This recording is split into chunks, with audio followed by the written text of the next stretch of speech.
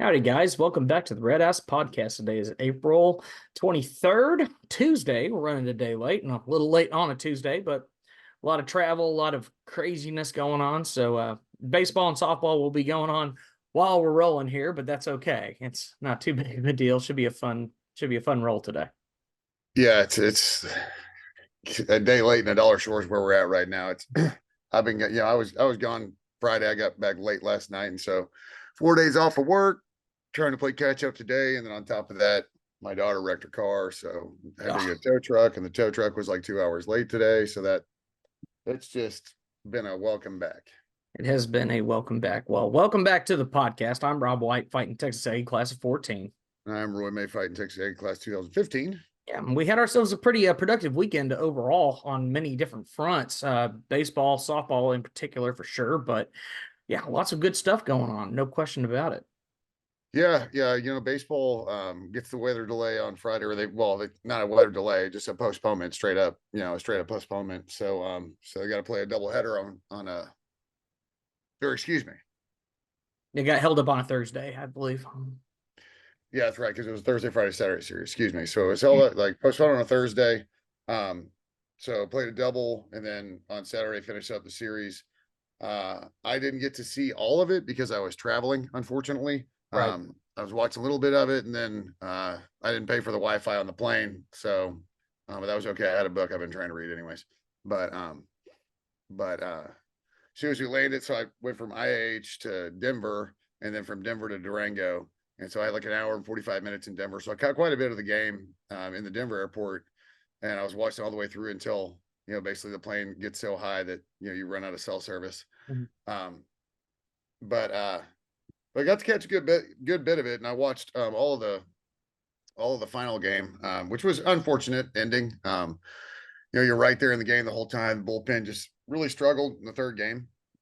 Mhm. Um, and we've talked a little bit about the bullpen. It's just finding the right pieces at the right time, kind of thing. And again, I'm not gonna sound any alarms. You went on the road and took 2 out of 3 against a team that took down Arkansas the week before. And I think we talked about this last week. Like, what are the odds of getting the number one team in the nation 2 weeks in a row in baseball? Yeah, that's the beauty of the SEC, right? I But mean, that doesn't even happen in football though. Normally, yeah, like considering how many more teams are in baseball, that's an insane metric for them. And I thought it was really funny. You know, the lines coming out at the end of the series, at the end of the game on Saturday, they're like, Alabama takes down number one, for the second week in a row. You're like, I mean, you beat us one run in the final game, and I was watching the game, and we get our final out, and the pitcher like posed on the mound like he was the baddest dude on the planet. And don't get me wrong, he came in for relief, and they just rode him, and he did a great job. He really sure. did. But are you really going to showboat, given what we did to y'all the day before? Like, are you really going to stand there and showboat? Well, I mean, you have a team that just came in here, scored 10, 18, and 9 runs on you consecutively over the course of 3 games. Mind you, I think the thing that was so fascinating to me is the fact that you did get a true metric of, a control, as it were, with Alabama as a team at their same spot with the number one team coming in back-to-back weeks. Arkansas goes in, can't win the series. A&M goes in and wins the series on the first day and takes care of business, more or less reinforcing the opinion that A&M, yes, is the number one team at the moment, no question. But also, you come out here and do your job, get yourself in a couple of pickles at points, especially early in the first game and a little bit in the late game. But you kept fighting, and you just showed the thing that A&M has been able to do all season, which is fight back. That has been the case. Like, even if the pitching hasn't been completely stellar all the time, the bats at some point across the board take full advantage. And most games you're going to be able to win with 9 runs. Granted, when your relief pitching can't quite do it in game 3, it is what it is. And we just got to keep hoping that pitching continues to develop as we get closer towards the postseason. Yeah, I mean the pitching. It's I don't think the pitching is necessarily going to develop, but I think that again, the more data points for Schloss and for Coach Wiener, the more it's not just data points, strikes, balls, outs, fly balls. It's not just that kind of stuff. It's also metrics of you want to go and talk to this kid when he's struggling. How does he respond? And that's Mhm. one of my favorite things to see is after Coach Weiner goes to the mound to see the very next pitch. Like I want to know how this kid's responding to this. And generally across the entire season has been very positive. Yeah. But every once in a while you see it where he goes out there and he talks to him, and the next pitch the kid doesn't hit the plate. And I feel like every time he goes out there, he said, "Dude, calm down and just throw a strike." Yeah. Like I feel like that's pretty much all Coach Weiner says. Like, Mhm. hey, remember all that crap we worked on for like months and months and months? Do that. Do that. Yeah, dominate the zone. DTZ. That's it. Mhm. Um, so that's always I always pay attention to that first pitch coming out of a mound visit. Um, but what's funny is we're at the point, and I've probably mentioned it about this team, but it reminds me of like Johnny's Heisman year. Sure. You just it didn't matter. You always thought you had a chance. Yeah. You never thought you were going to lose. Yeah. And this baseball team, it doesn't matter how far they get down and how early to me, and I know that it's the whole shades on six thing, but it's starting to be the fourth or fifth inning for these guys. No question about it. We've seen them really turn it up. And that was something I found really fascinating in game one.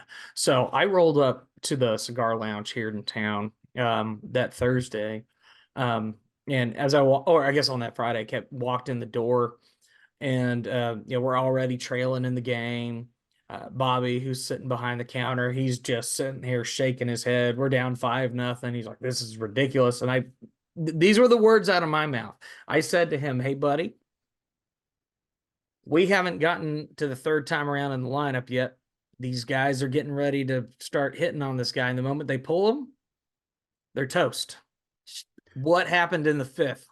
Literally that. Yeah, there has not been a bullpen that has been able to consistently shut down this lineup. And, well, really, there hasn't been a starting rotation able to shut down this lineup outside of that first complete anomaly at this point series against Florida. Right. You just look it up and down the lineup. You got Gavin Grohovic again, 2 weeks in a row, SEC Freshman of the Week. The kid just mashes. He's such a mature player for his age. And we all know that Charlie Condon, who's coming in town this weekend, and it's probably must-see TV, to be honest. The dude has a homer in like 11 straight games, something like that. Or that might be the Florida guy, I'm not sure. But all we heard about is this dude mashing the ball, right? He's got a jillion homers. He's batting north of 500. And then I look up, and Brady Montgomery's only 2 homers behind him, 2, 3, 4 homers behind him. That's it. And so with a stacked lineup of guys that could also mash. Like that's the beauty of it. It seems so weird because it's as though Braden Montgomery has been going about it just very workmanlike and quiet like, and Charlie Condon's getting all of and don't get me wrong, the numbers he's putting up they're just ridiculous. Game. Nobody bats north of 500 this late in the season. I mean, what are you doing, guy? Yeah. But Braden Montgomery just very quietly is kind of hanging in there with him. And then I saw somewhere 3 of the top 5 home run guys in the nation are going to be in town. It's Condon, Braden, and Jace. Yeah. So and there's gonna be a north wind. Yeah. The wind's gonna be blowing out. Well, and it's funny you mentioned that north wind because I've been eyeballing the forecast over the next several days. There's a extended 3 to 4 day severe threat north of us in regions like Oklahoma, Kansas. But because of that pressure, all of the wind is blowing north. So it's just a natural conclusion. That's something we're going to have to deal with this week. Well, be blowing out. It's not just meteorology, or it's not just trash talk. It's actual meteorology. Yeah. Oklahoma sucks. Yes, indeed it does. The joys of low pressure systems in Oklahoma. Sorry, you suck. You bring in all the wind with you. That's why it's so windy up there. So it should be a mash fest. Honestly, if I'm Schloss, I just walk him every single time. And if nobody's on base, let him have a homer. Who cares? Right. Unless it's a tie game and it's the 9th kind of thing. Mm-hmm. But I don't even. Why would anybody pitch to him? Yeah, I mean that's the question that gets asked, and we see the same thing too in situation. But with Braden Montgomery, but that's the problem with that top part of that lineup.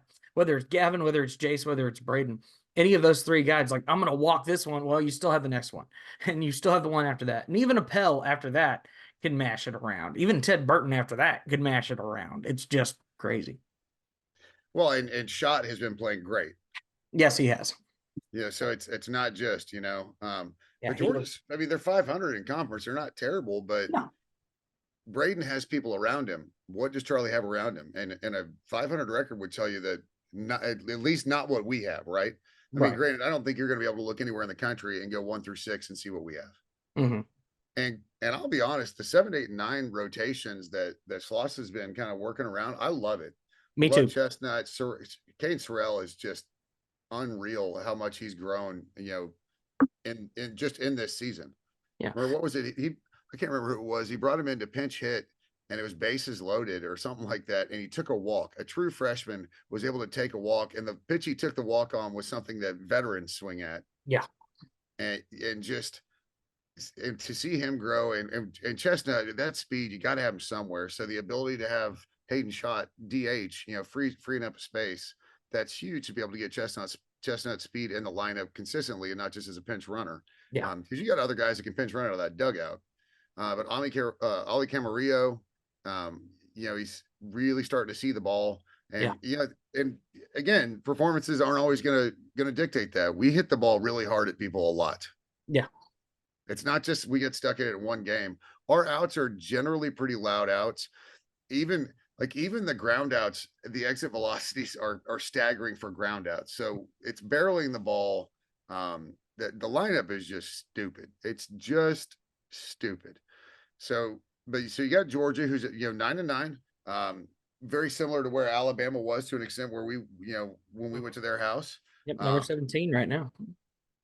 Well, yeah. So Alabama was, sitting right around 500 before, they were just under, but they were also coming off beating Arkansas, and we're having to go on the road. So you've got Georgia coming to your house. Yep. Going to have the 12th man, going to have Section 203, going to have, what do you call it? Section 12 on the out, the people out in Aggie Alley. It should be absolutely rocking at Olson this weekend. And I'll just call it. They're going to win the series. Oh yeah. I mean, you This is go how I in. feel. Yeah, we're you got to like our opportunity to go in there, take the series, of course, and I would like to see a sweep, of course. As long as you're taking 2 or 3, that's always great. And you're still within striking distance of Georgia right now. Well, excuse me, apologies. You're in striking distance of Arkansas right now. They're only 1 game ahead of us in the West and overall. So if we can just keep on rolling and do what we do on our end, gotta like what we do, especially late in the season when we catch up on that series. Well, yeah. I mean, you're going to close the series with Arkansas. So Yeah. It's just keep winning your series. It'll play out because you'll have the opportunity to finalize it, on Yep. the final weekend. But you also, between now and then, you get Georgia at home. Yep. You get Arkansas at home. And so your away series are wildly manageable relative to where those teams are in the standings. And it's wild to think about wildly manageable with places like Alex Box Stadium and Swayze Field, with LSU and Ole Miss, who are 2 very good programs. Very proud programs. Yes. And I mean, very recent national title winners who have significantly cooled off as far as their programs over the last couple seasons.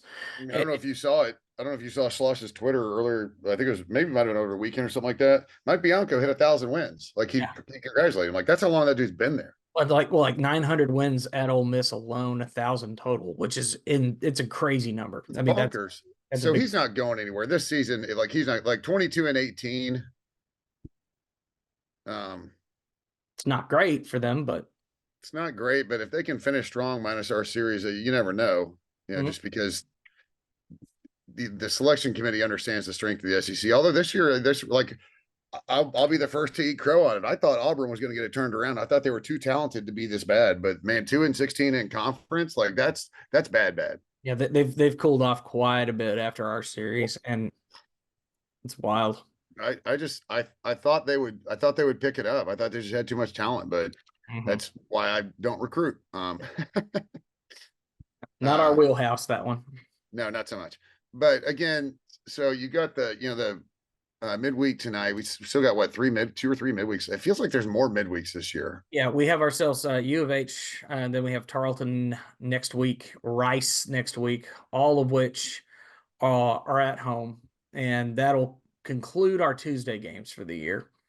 So Yeah, I feel like Tarleton and or Rice might be a cancel.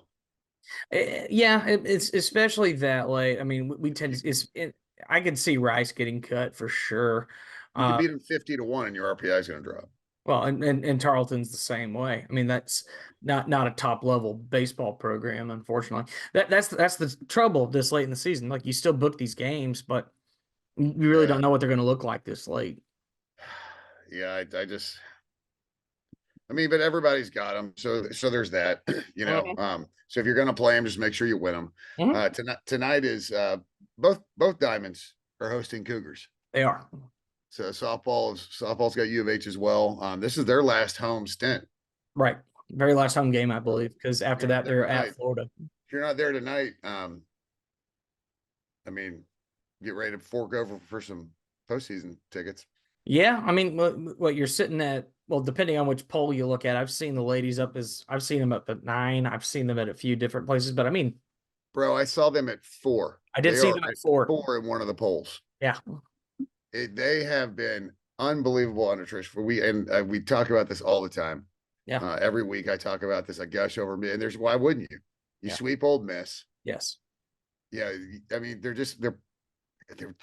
I think Trish Ford mentioned it in an interview, like a post game interview. She goes, "We're playing Aggie softball, and it's a ton of fun." Well, and we didn't get a chance to talk about it either, but yeah, finishing up that season, that series at Alabama in pretty dominant fashion.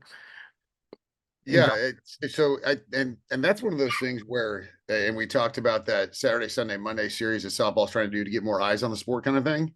yeah, It looks a lot like people had eyes on it and the way and what we were able to do on the road in Alabama. hmm, And then the people that are the writers and some of the people that are doing the polls, they, and I'll tell you this, it's every poll. They don't watch every game. They just look at box scores because right, there's up a jillion of them.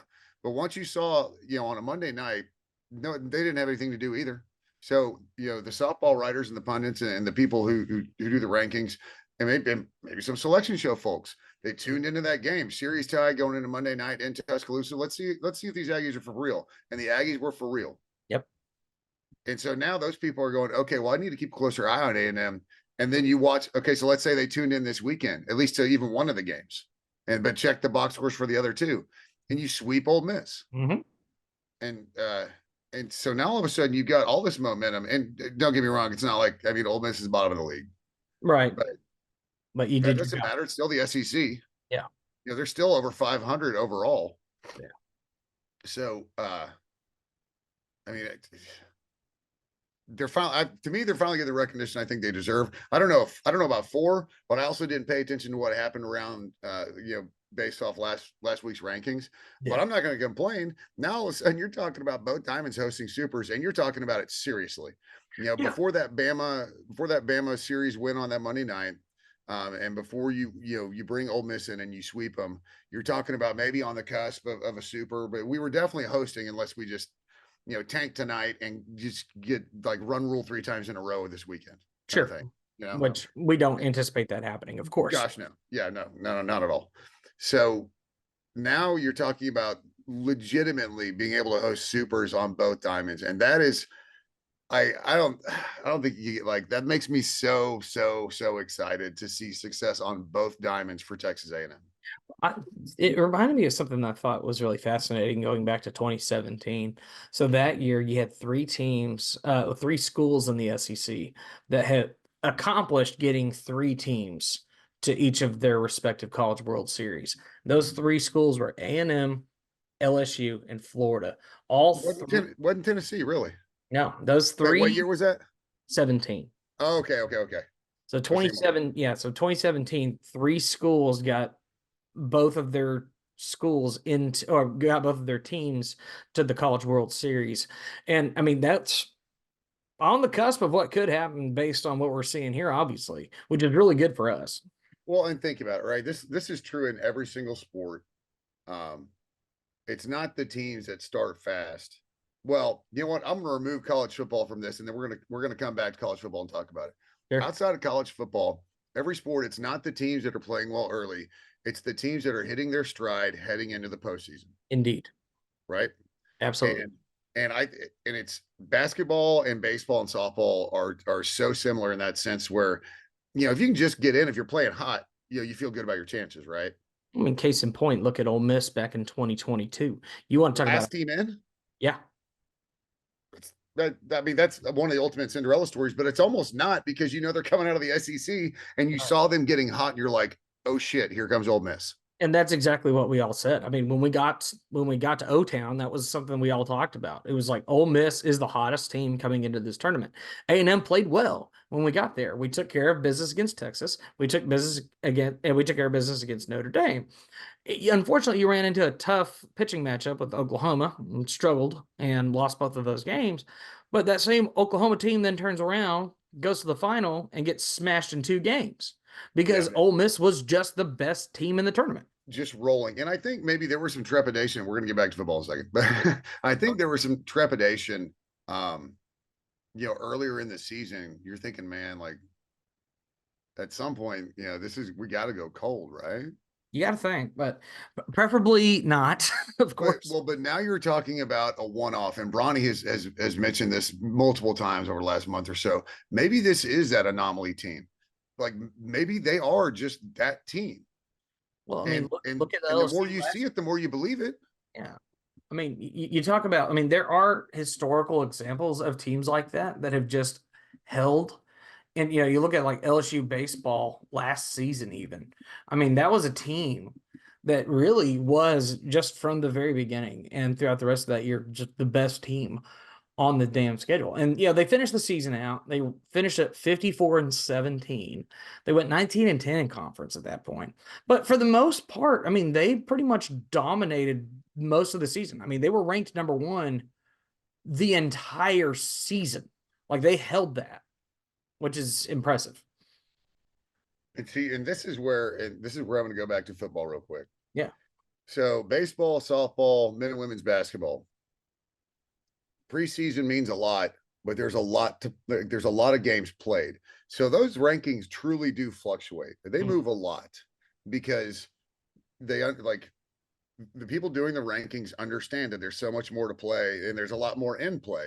And basketball has its tiers of wins. Mm-hmm. Baseball and softball, it's a home and away series. How you deal with those, and depending on the team you are, like cough Florida, like are you just blowing every midweek game, or is every midweek game, are you playing in Miami, or are you playing in Florida State, or are you playing like Florida Tech University? It's just one of those things where there's so many more data points for the rankings to truly fluctuate. College football is really a hose job, and I don't care that they've moved it back to where we don't start our rankings till a certain part of the year. All of that stuff is played in with the preseason rankings.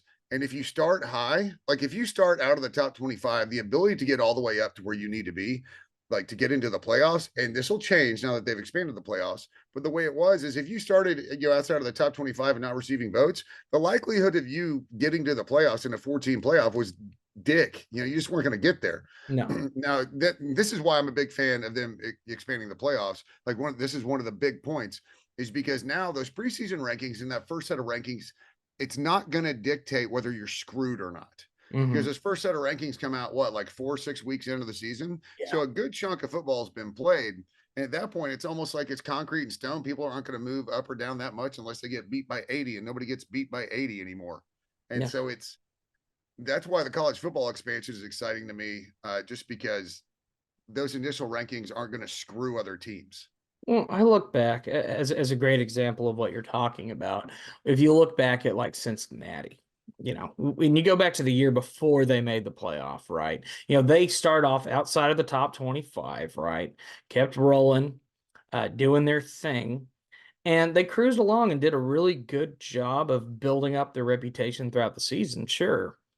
But despite the fact that they cruised through that schedule, remained pretty much undefeated the entire season, Cincinnati ends up missing out on the playoff that first year. And it wasn't until they had gotten established in the eyes of the committee in the next season that they even had a shot to make it. And so it's like you had to rely on the previous season to dictate what you were going to be able to do the next year. And that's not fair to a team like that. The bias in college football just screwed so many more people as opposed to other sports. Because I'll tell you right now, you can be ranked preseason number 1 in baseball. You may not make the postseason. Yeah, I mean, you see guys like Wake Forest who started off number one and then really obviously cooled off. Turns out they weren't really the number one team. But even with that, they've fallen off a bit. They've come back, but you've seen teams like that who've been a highly ranked team early in the season completely disappear. And because there's more data, and I understand there's only so many data points in football, and I get that. But to me, that just means the transitive property in sports never work. But it's Mhm. some of this has got to be the eye test in football. But with baseball, you still have you just have more data points. Same in softball, same in basketball. Um, so again, like I don't want to go down the rabbit hole of college football right now. Even though it's like transfer season. Yeah. But again, so Aggie softball up to fourth. I haven't checked I haven't checked the softball RPI, but I would assume if they're up to fourth, then their RPI's got to be good. And Yeah. quite frankly, when you're sweeping teams, it kind of doesn't matter where their RPI is. And again, RPI, Ole Miss is north of 500 as a team. They're just getting battered in conference play, Mhm. and that's just part of being in the SEC and working on a diamond, no matter which one you're on. So you potentially have two supers. So the Aggies, softball has this weekend series, and gosh, you would love them to go win that series. Well, you love them to sweep. You love them to sweep, and you can't get swept. So anywhere in between, win the series, don't get swept. And I know the last time I said that they wouldn't get swept, so maybe I should shut my Go out mouth. there and win that thing. Just go out there Yeah, and do it. win two for the Gipper, Win not two. just one. Win two, win the series. Um, but yeah, so and it was great. I don't know if you guys, or I don't know if you saw, you guys, senior day, for softball. They Yeah, it was real nice. They brought flowers for the Ole Miss seniors as well. which is cool. Um, I don't know if you've seen the story of it is Trinity Cannon's aunt. Yes. Okay, so if y'all haven't seen it, go on X, or you can probably go on TexAgs. I'm sure there's a thread on the baseball softball, um, and her name is Revis Ward Daggett or something like that. But it's not her Twitter account. They've done a story about it. I think it was the Eagle or KBTX. And if you were watching, it was the Alabama series, right? Because they were away. Yeah. And when they scored and they like show Aggie fans that she was the one like doing toe touches and being like a total crazy super fan. Oh yeah. That's Trinity Cannon's aunt, I believe. I think I got that right. Yeah, I think that's right. And she is a cancer survivor. Hmm. And so it's like, so just go find the story. I'm telling you, go find it on X. I guarantee you, just go to Trinity Cannon's profile. I'm sure she's retweeted it or reposted it. But it's a really cool story. Um, and she was there for senior day as well. So it's just it's one of those things that when you're having a great season or you're having a bad season, these are the stories that make, these are the stories you can't write, right? Sports write stories that you think are make believe and they're just not. No, there's stories that matter in life and the things that Yeah. are very important to us. And at the end of the day, this is these are sports. They are for fun, just like this podcast. We're here to have fun. But yeah, I mean, it's cool to see stories like that come out of our team and other teams. Like anytime you see something like that, like one of my favorite traditions, one of my all-time favorite new college football traditions is the Iowa Wave. I Oh, love I was it. about to say, I bet just the Iowa wave. The Yeah. Iowa Wave is phenomenal, and that's a great story that is so far beyond the scope of sports, and I love that. And I get that it's not just a game to the athletes playing. I do understand that. But all of us watching are not athletes, okay? Right. And I think sometimes there are some super fans that maybe need to be reminded of that. And whatever you did in high school is it does 25 years ago probably doesn't translate to today's game. So No, and just because you've coached a 7-8 year old machine pitch league doesn't mean that you questioning Schlosnagel's really going to be valid at all. So no, um the man's getting paid to do this, so just remember that. and this is coming from a person who was awful about it. Like sports used to ruin my week. Like the Aggies could ruin my weekend, no problem. The Cowboys could ruin my Sunday. It's just one of those perspective and the older you get kind of things, I think. Well, Um, I'm proud that I've hit that point at the age of 32. Like I'm sitting here just like, yeah, like a weekend doesn't hurt me for baseball. Like honestly, even with the Florida series, people are like, "Oh, it's all falling apart. See, the pitching's not there." And I'm like, this is what happens when you get to the SEC. We all knew it and saw it.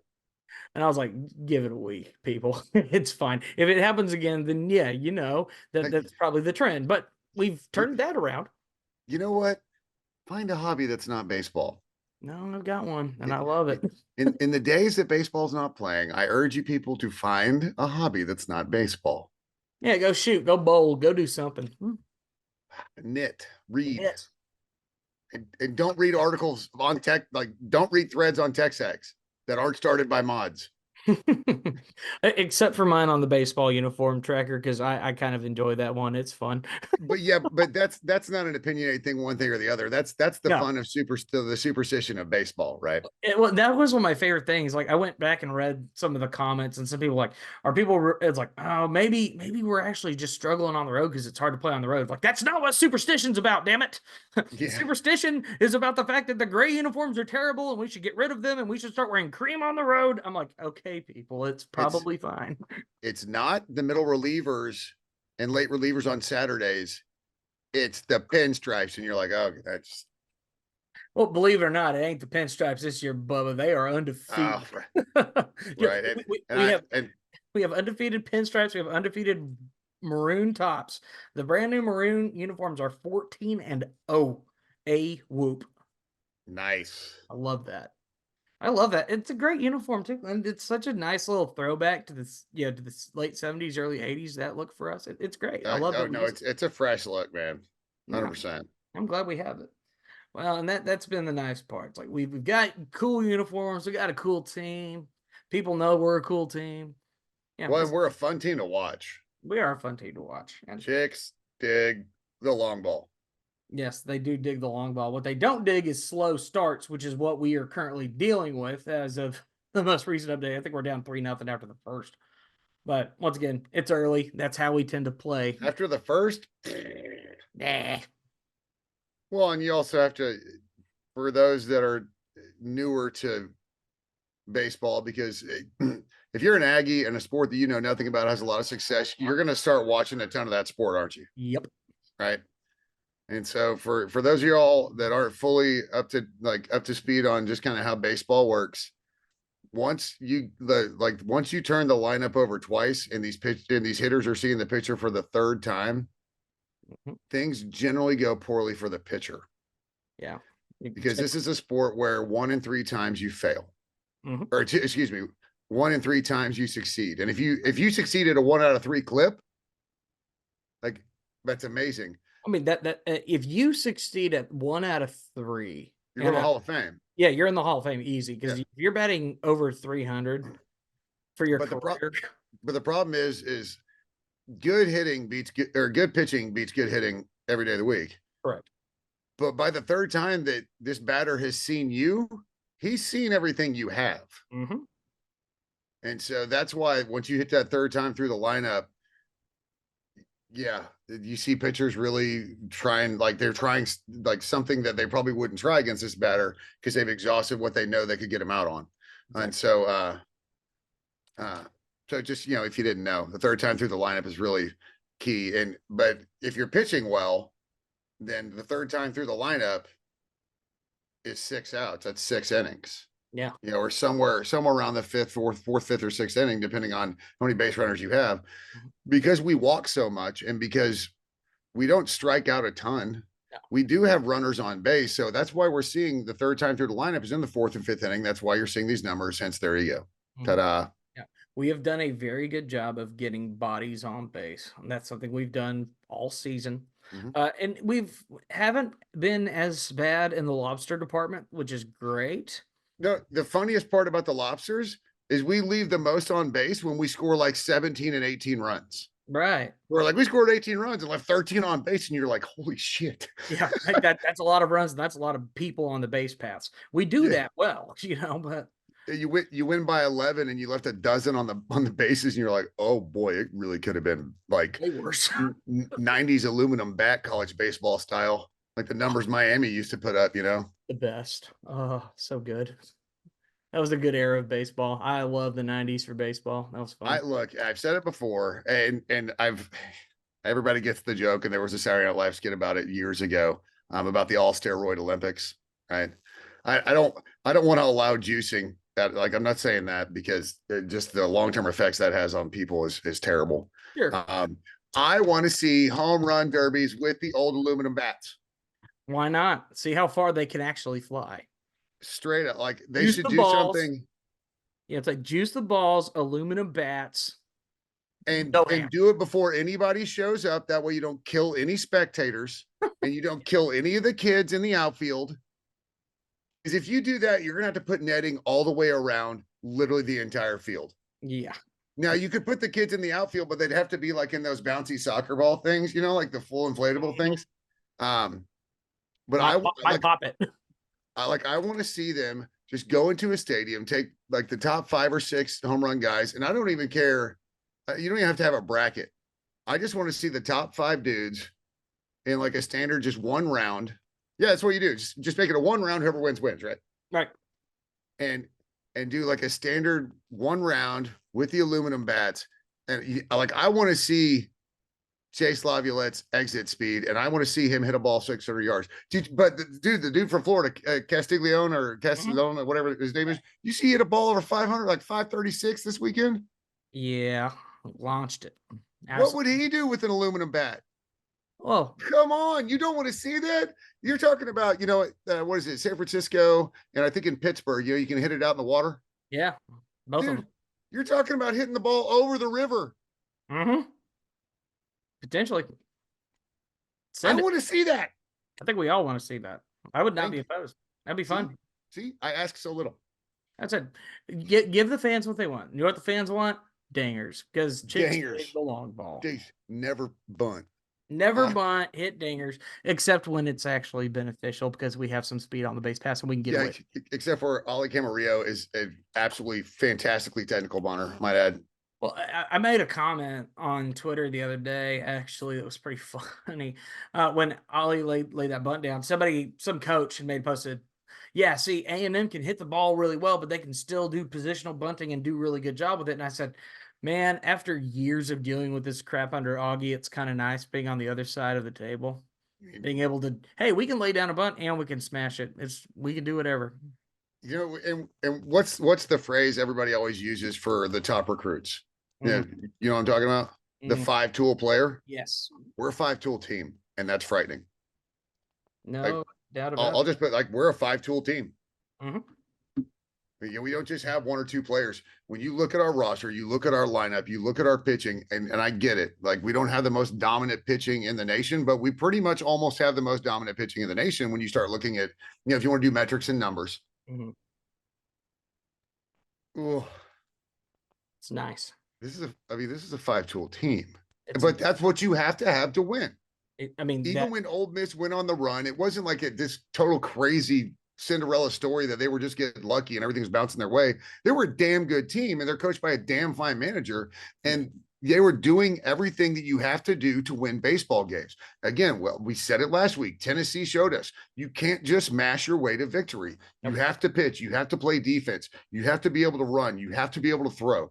And honestly, it's almost 6-tool, because what we've seen, we saw it some last year, and we're really seeing a lot of it this year between the growth from last year to this year's players, and then the injection of guys like Schott and Montgomery and Appel is the mental side of this game. So it's almost like we're 6-tool, and they don't get too high. They don't get too low. They truly stay in the moment, and they listen to their, and it's not just listen and obey orders. They buy in and truly trust what their coaches are telling them between hitting, pitch, all of it.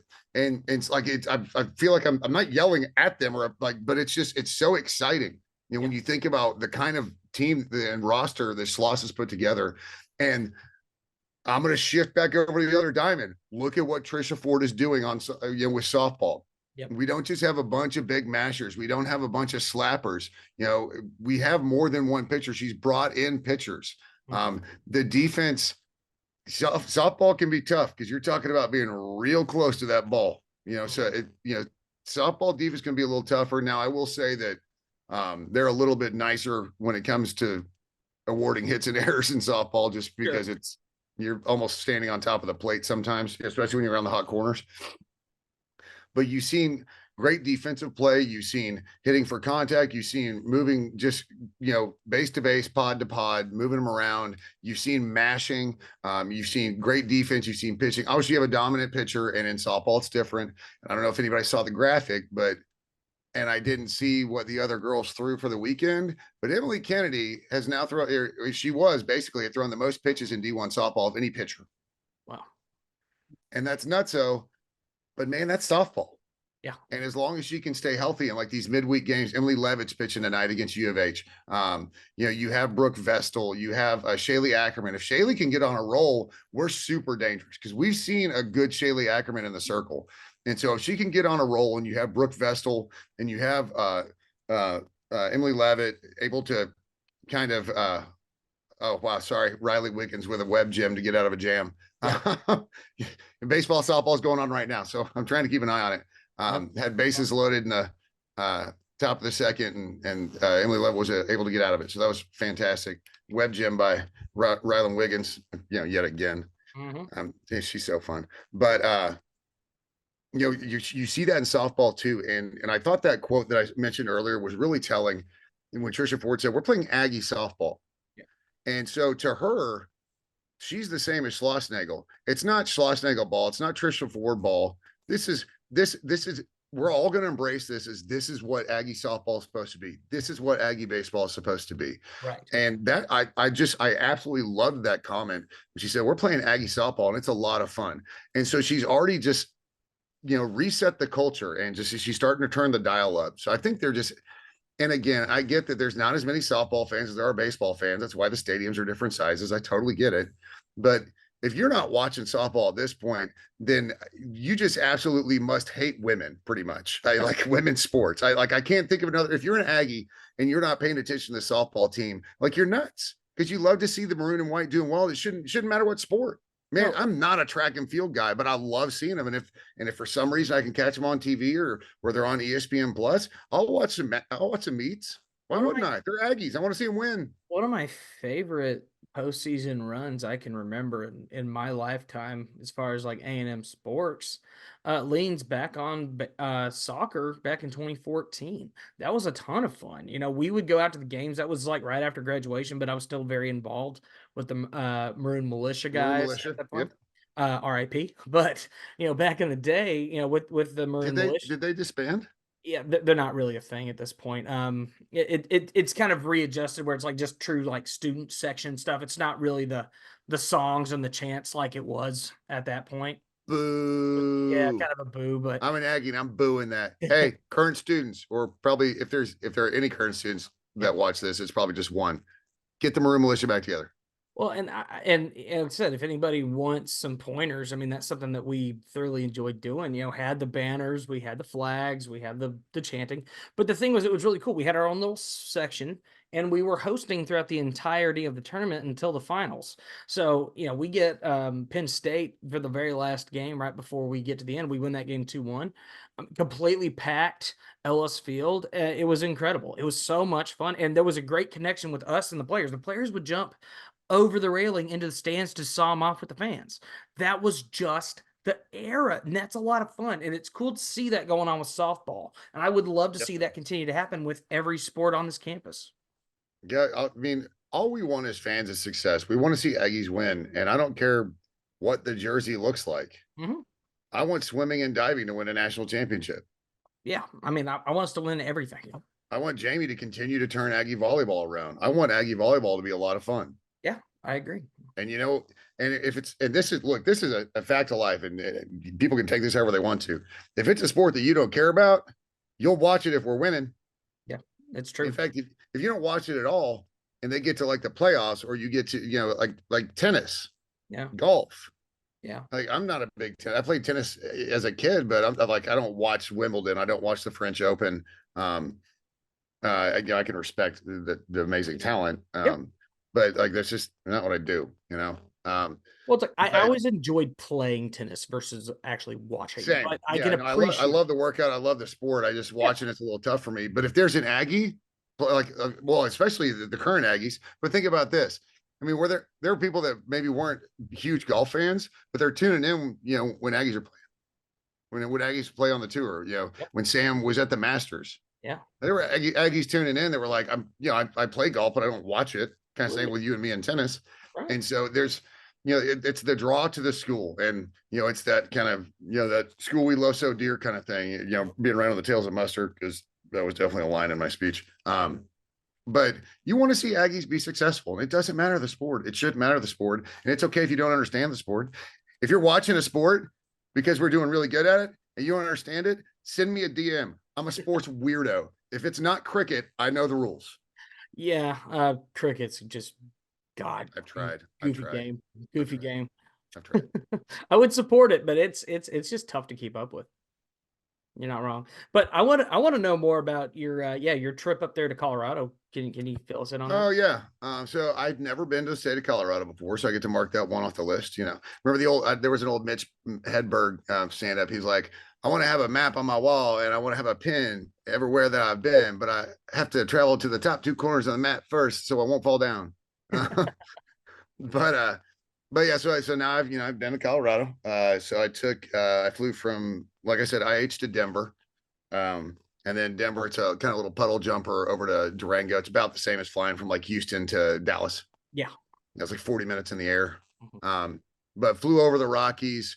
There were enough breaks in the clouds. I got the obligatory like out the window with the tip of the wing in the picture. I got a whole bunch of those because there's still tons of snow on the Rockies. Yeah. And out where I was, I flew into Durango. My buddy Brian, who I was in the Corps with, he's class 14 guy. Marine Corps. He was kind of the one that's probably suggested and set this whole thing up from the jump, because it's the Four Corners Club. Right. And so they came and picked me up in Durango, and we went and had dinner with the club president. And then we had to be like, he lives in Ignacio, which is 10, 15, maybe 15, 20 minutes maybe from Durango. Right. Just a bunch of ranchers, man. So got out there. It's great to see Brian. I hadn't seen Brian in years.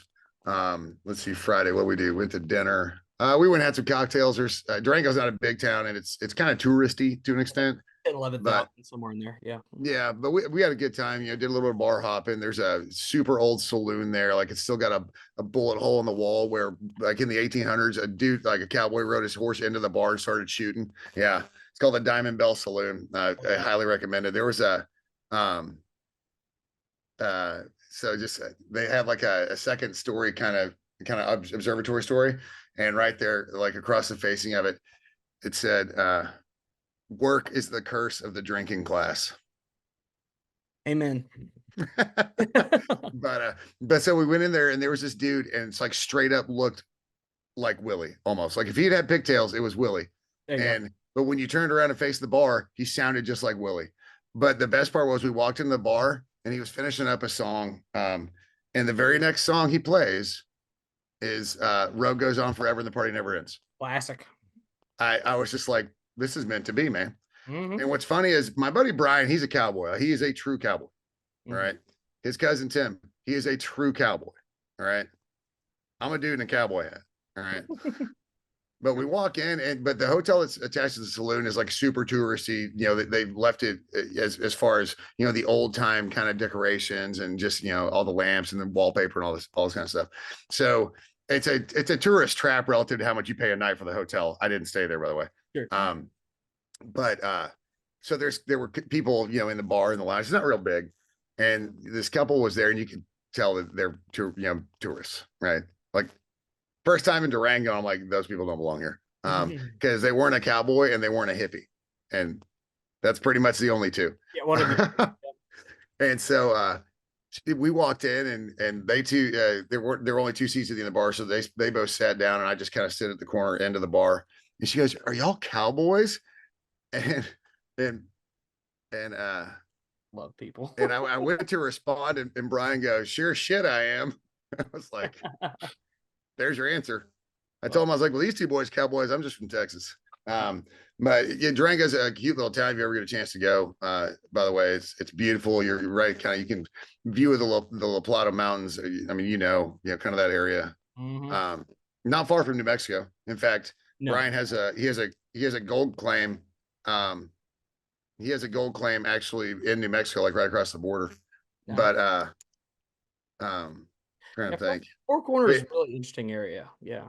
yeah, yeah. So Saturday we got up. I had to unfortunately do a tiny little bit of work, but we got up. I did that, and then we went and rode horses. Just it's beautiful, just kind of a ride through through uh through a ranch there. The guy let us use his horses, and it was a beautiful day. The weather was perfect. It was mid 60s to high 70s. Humidity's like at 30%, Yeah. Nothing. if that. Yeah. You're not even sweating, no matter how much sun is raining down on you. Got done with that. And then watched baseball. Drank some beer and watched baseball. Um, Went to the casino, just kind of had a good time. And then Sunday, um, we were going to try and help him eradicate some prairie dogs, those little Ooh. destructive jerks.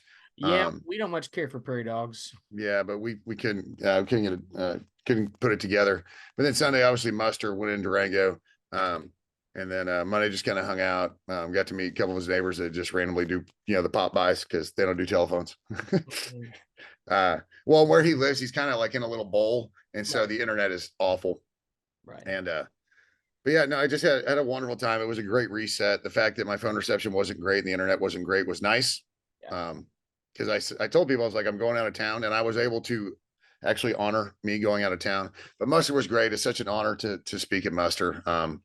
My speech might have run a little long, but everybody seemed to enjoy it. I was pretty happy with it. But yeah, just a great weekend, man. And I won money. We went to the casino twice, and I won money both times. Bingo. There you Yeah, go. yeah. First time I went in, I put 100 on the roulette table, and walked away with 200, and then sat down at a slot, put in 100, and walked away with 200. Um, and then the next day I walked in, or the next time we went in, I dropped 100 on the roulette table, and I rolled out with 200. The new dealer came in, and if I'd seen the signs earlier, I would have walked with 300. But she just Yeah, she knew. basically, I should have just been like, "Look, here's $100, and I'll leave. You don't have to spend the ball." It was a great trip. Colorado's beautiful. Obviously, Four Corners Club. It's a small club, just because people are so spread out. Right. But I wish them all the luck in the world. Growing that club, because I know there's desire to grow the club. It's just tough. Yeah, there's But just unfortunately not a lot of people out there in that yeah, region. so when there's not a lot of people, then you got to figure out how many Aggies are in not a lot of people kind of thing. Well, think about that. The largest city in the region is, Farmington, New Mexico, and population there's like 45,000. Like that's Yeah, it's not a big town. yeah, you got to go across the Rockies basically to see population. Right. So So you're stuck on the western side of the continental divide essentially out there. So yeah. it's kind of tough to get warm bodies, but I get that. But it was beautiful though. I had a wonderful time. Like I said, it's such an honor to be able to speak at muster. So, but yeah, just a great weekend, able to kind of mentally reset. I did not dig the temperatures being low at night. It does get there, doesn't it? I got to Denver and it was 40 degrees, and I was like, nope, I'm going back to Texas. But it was so gorgeous during the day though. It was just so pretty. Mhm. Um, and so yeah, it was a fantastic weekend. It really was. Just being able to share muster, in a different place, and then also just being able to kind of reset and refresh. Yeah, Um, that's awesome. just kind of relax, take it easy. Take it easy in Colorado, but I mean not that kind of take it easy. Uh, Not the Denver kind of take it easy. I mean, you could, but not Nah, necessarily. just hanging out with dogs and just enjoying being out on a farm. It was nice. That is nice. Well, meanwhile, your Oh, wife and your friends were hanging out with me Friday night. that's right. Yeah, they got tickets to come to the show. It would have Yeah, been a bit of a commute for me at that point. it would have been, and like I said, completely understood the circumstances. I'm like, yeah, no, Roy's busy. He's got things to do, of course, but really enjoyed the show. Harry's always, I mean, I'm gonna miss that place because it's always a party. Yeah. Here was the crazy thing. Casey Donahue, give him all the credit in the world. He was really, really cool to us. Shouted us out on stage, the whole shebang. But when we got out there to play, crowd was pretty well full on the floor already, and we got out there and played ourselves a pretty pretty hopping show. So yeah, by 10 o'clock, of course, that's when we're going on. By 11, the entire room was full. Everybody's singing the songs. I mean, that was the cool thing, was hearing the amount of people singing the new stuff as well as our old stuff, and we could hear them physically singing and having a great time.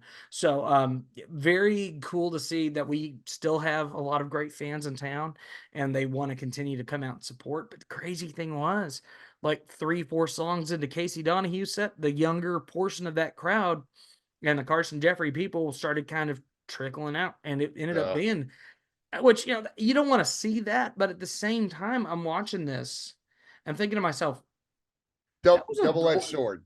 that's a lot of people. It's a So lot of that people. was It's a lot of people that came to see y'all. exactly. So that was something Carson was taking in to go chat with our point of contact over there at Harry's to say, hey, these were the people we brought in.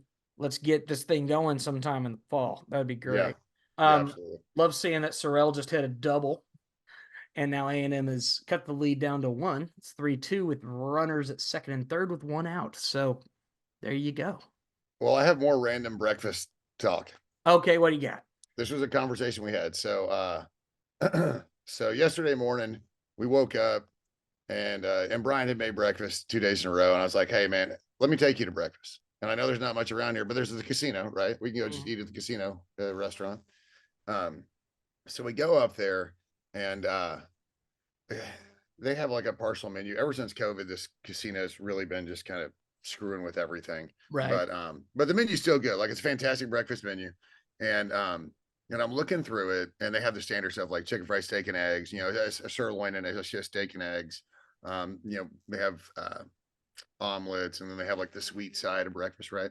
Yeah. And so I decide I'm a biscuits and gravy dude. Ooh. Right? Like, yeah. I just, me and biscuits and gravy, like we like peas and carrots, homie. So they have biscuits and gravy on the menu, and it comes with a meat, right? So you get to decide, ham, sausage links, sausage patties, right? Okay. Why does that not include eggs? That's a good question. So then my question is, maybe not enough people are adding it. So then my question to you is, when you eat, biscuits and gravy, and you have a breakfast meat with it, do you also have eggs? I feel like that's typically how it ends up being more than one meat most of the time. Well, and I get that there's sausage in the gravy, right? I get that, but it's like these tiny little chunks, and it's just there for flavoring. Like, come on. But no, you want the actual physical, like you want eggs sausage. And you want sausage or ham or bacon, right? But you gotta have eggs with breakfast. Yes. So okay, see, I'm not crazy. You're not crazy. They're crazy. Wild pitch. We have tied the ball game. That, I don't know why that just stuck in my craw, because I was looking at some of the other things on the menu. I'm like, why do these have eggs? What are you doing? No. It's like a fresh fruit plate. Right. 2 eggs, your choice. What are you talking about? Well, it's not like they're ever lacking for eggs. It's like it's always an option, Who sticks their fork in their watermelon and it runs through the egg yolk? What's happening here? Why are eggs with this? Damn Yankees up here. They are north of the Mason-Dixon, so maybe they don't know. And I got one more thing, and it's kind of a shout out. Let me grab it right quick. Roy is off to go fetch something real quick. It's just right here. Shut up. Let's see what he's got. All right, so I had the opportunity, gosh, it's been probably a couple months, to go to a happy hour with Kim Katari, and I hope I got her last name right. Mm-hmm. But she is a professor at A&M in ethnomusicology. So it's Department of Performance Studies. Right. And she wrote a book. Okay. And it turns out she wrote a book, and I think I've got this right. She wrote a book kind of based off of her thesis. Yeah. So her thesis for a PhD. And so she expanded on it and turned it into a book. Right. I would be willing to bet that no one that listens to this likes psychobilly, or maybe even knows what it is. All right. Psychobilly. But so rockabilly, the origins of rockabilly really go back to like Bill Haley and the Comets. So like the origins of the first rockabilly really are back to the 50s. That twangy guitar and the upright bass and all that good stuff. Mm-hmm. And so like the stuff your parents listened to, when they decided to pull it forward to the 70s and 80s, it was really kind of called rockabilly. They sped it up a little bit, but Rockabilly ended up having to basically just do a bunch of covers of the old stuff, just maybe a little faster. Right. Um, but that's kind of what they expected. And psychobilly is this kind of subculture, and so obviously it's super in depth and it's super academic. But so I was reading this on the plane. Let me see if I can get it to focus on it. Yep. Right in front of Maybe your, further out. put it right in front of your face. Give it a second. Maybe.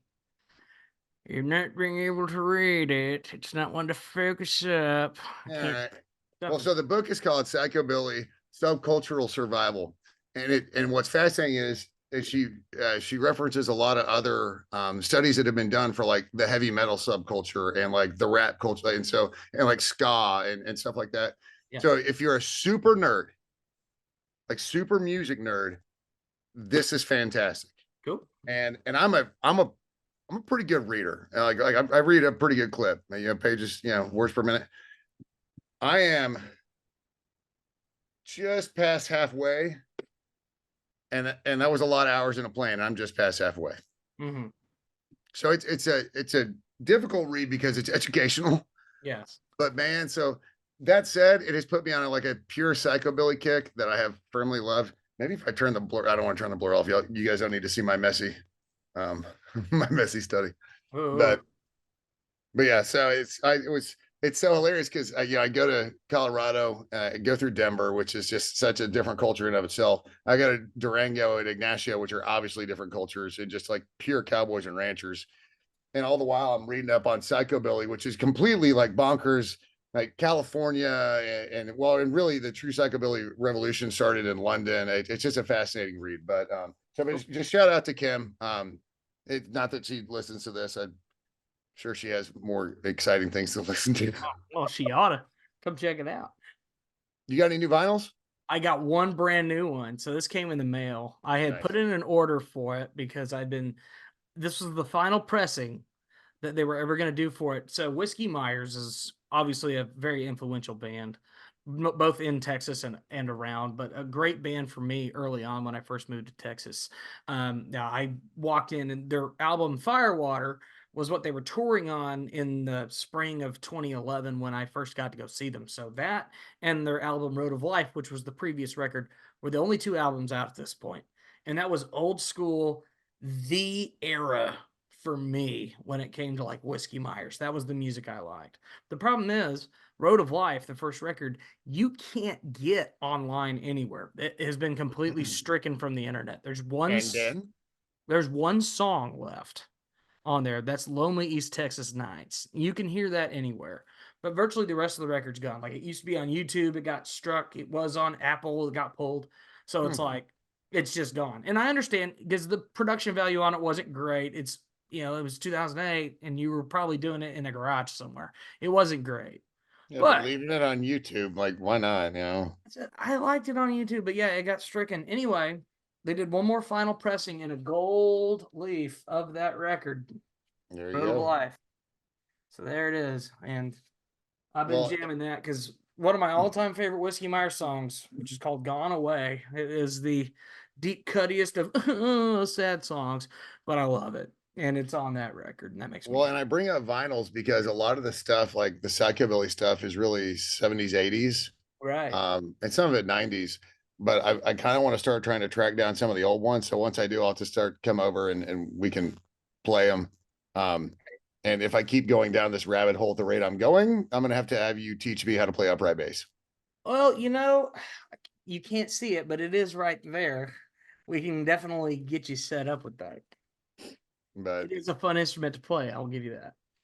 But yeah, as far as this week, we are actually the reason we're recording tonight and not tomorrow. I will be up in Stephenville. We are heading up to LJT, which is the big festival up there. We're playing up there tomorrow. It's us. The opening band's a kid named Angel White. I've looked up a lot about him. He sounds really good. Then it's us. Then it's Roger Krager. Then it's Randall Craig, King. Yep. And then Randall King, and it'll wrap up with Giovanni and the Hired Guns that night. So I'm looking forward quite a to that. lineup. It'll be a fun day. Yeah, it's like three pretty good rock and country bands, and then like a rock band with Geo, which that'll be a lot of fun. Geo always puts on a great show, but Nice. we got that, and then Thursday we're gonna just kind of have a rehearsal day, and then Friday we actually are gonna be running down to Houston. Chase's father, who passed away, we're having his memorial service, and at Mom's request, we are learning American Soldier by Toby Keith and performing it at the memorial service. Nice. Good. That's gonna be our tribute for him. And Right so, on. and That's really that's awesome. something we know. He was a big Toby Keith fan. He loved that song. So why not perform it for him? There you go. We're gonna do that. And so that's Well, exciting. that's, you will literally look back in 30 years and remember that as one of your most important performances. I agree. And like I said, Chase, I mean, that's our brother, Yeah. and we love and support him. And we understand with his departure after the live record at this point, it's understandable. But he did, when we got to see him on Saturday, he did tell us that he's fully intent on coming back. It's just going to have to take some time, which we get that. Well, and this is coming in the same vein of coming off of muster. It's the bonds you form with people. It's it's not just Aggies. You guys are tight. Being soldiers are tight. It's just you no matter where you are. There was something I kind of said is no matter where you are in the world, they're there for you. Yep. So that's what you like to see. But well, it's kind of bittersweet, but that should be really awesome. But outside of that, not to switch gears, but great weekend for sports, and I hope you guys are able to enjoy it. Yep. Be sure to go follow, and please, by all means, like if you enjoy what you're hearing and you want to share it with your friends, please kick it over to them. If you think there's an Aggie that might want to check this out, or even a non-Aggie who might want to check this out, by all means, send them our way. We're more than happy to get them in we'll there. answer questions, and we're happy to take topic suggestions. We'll talk about just about anything. I think between Rob and I, we cover a pretty wide gamut of experience and knowledge. So we're happy to talk about anything, address anything. We can debate anything, even when it's dumb, because let's be honest, we're both dumb. So that works. Hey, makes life easy. That's in our wheelhouse. It is in our wheelhouse. Well, so just one final baseball update for you. Boys are now leading 5-3 after 2. So see, that's the way it goes. Shocker. And already kicked their starter out of the game. So here we are. Yeah, by the time you guys hear this, you'll know what's happening in softball. Yeah, so keep an eye on it. It'll be all great and good. But once again, I am Roy May. That is Rob White. We are the You almost got it. You almost got it. We are the RedAss podcast. Thank y'all. Take care. Dumbass podcast. Have a great day, guys. Gig 'em.